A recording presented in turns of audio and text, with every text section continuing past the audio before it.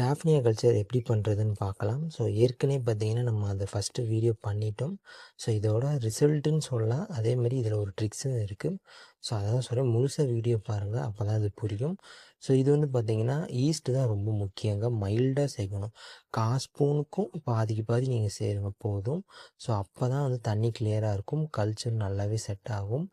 ட்ரிக்குன்னு பார்த்தீங்கன்னா ரொம்ப சிம்பிள் தாங்க. ஸோ டெய்லி வந்து அதாவது வந்து டே 2 காலையில் வந்து இந்த ஒரு கப்பில் தண்ணியை எடுத்துருங்க. எடுத்து ஒரு ஃபில்ட்ரு மாதிரி வச்சு அந்த தண்ணியை வெளியேற்றிடுவேன். ஏன்னா இந்த பூச்சி ஈச்சி கொஞ்சம் குட்டியாக இருக்கும். திரும்ப வந்து ஆட் பண்ணிடுவேன். ஸோ அடுத்து வந்து அதே அளவுக்கு அந்த ஒரு கப் அளவுக்கு மறுபடியும் வந்து நான் வந்து கண்டிஷன் பண்ண வாட்டரோ இல்லை டேப் வாட்டரோ திரும்ப ஆட் பண்ணுவேன். ஸோ இதே மாதிரியே டே 2, டே 3, டே 4, டே 5 வரையும் பண்ணுவேன். டேரெக்டாகவே நல்ல தண்ணி சேர்த்துடலாமே. எதுக்கு எடுக்கணும் அப்படின்னா, நீங்கள் பழைய தண்ணியை கொஞ்சம் வெளியேற்றினீங்கன்னா தான் இந்த ஃப்ரெஷ் வாட்டர் ஆட் பண்ணும்போது நல்லாவே கல்ச்சர் செட் ஆகும். ஒரு 4 நாளைக்கு மட்டும் பண்ணுங்கள். இதுலேயே மேக்ஸிமம் செட் ஆயிடும். அப்படி செட் ஆகலை, கிராஷ் ஆகுதுன்னா மறுபடியும் ஒரு வாட்டி நல்லா அந்த டப்பை கழுவிட்டு நீங்கள் நான் சொன்ன மாதிரி அந்த ப்ராசஸை பண்ணுங்கள். சூப்பராக வந்து செட் ஆயிடும். ஸோ இப்போ பார்த்தீங்கன்னாலும் தெரியும், நம்மளுக்கு நிறைய டாஃப்னியா வந்துருச்சு.